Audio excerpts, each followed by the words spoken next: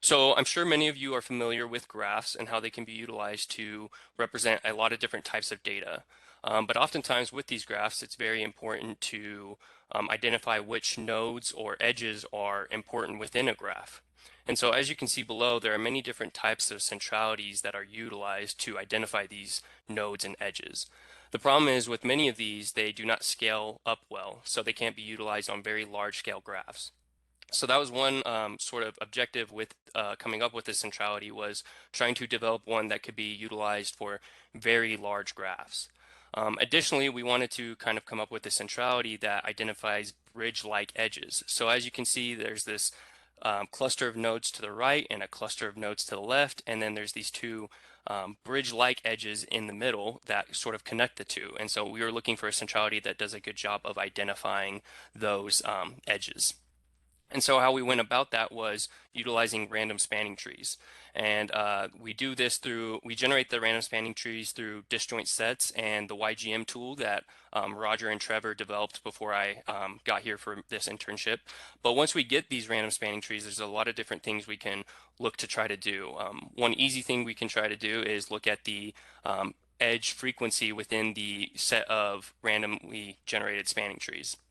Additionally, we can also try to weight these edges based off of the structure of these spanning trees and try to identify important edges through that. So if I deleted this edge right here, then these 5 nodes would be disconnected from the larger component, so it gets a weight of 5.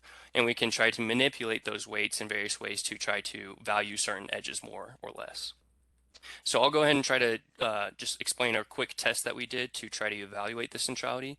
So I like to think of this as a connectivity test. And so what we're doing is you calculate your centralities of your edges, and then you start removing the highest ranked edges within your graph. And so in theory, if you're identifying very important edges within your graph and you start removing them, then your graph should start to break apart quicker, and you should start seeing more decomposition of your graph.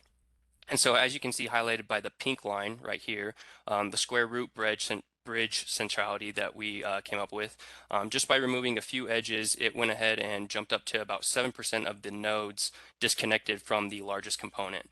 And for a graph of about 4,000 nodes, 7% is about 280 of those nodes. So for just removing a small amount of edges to see 280 nodes become disconnected, we feel like that evaluated, or that found edges that were at least valuable as far as connectivity's sake.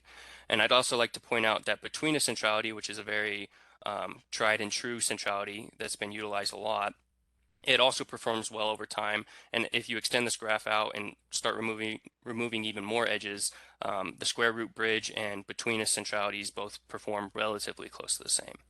And now this is just one graph, one network, and one type of test. So in the future, we'd still like to look at many more graphs and much larger ones, as well as look at performing different kinds of tests.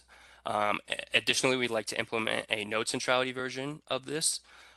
We'd also like to evaluate how we're generating random spanning trees versus a uniform random spanning tree generation algorithm. And lastly, the ultimate goal would be to implement an efficient distributed version of this algorithm to compute bridge centrality on graphs of the size of billions of nodes. And that's all I have, and I guess I'll open it up for questions. Thank you.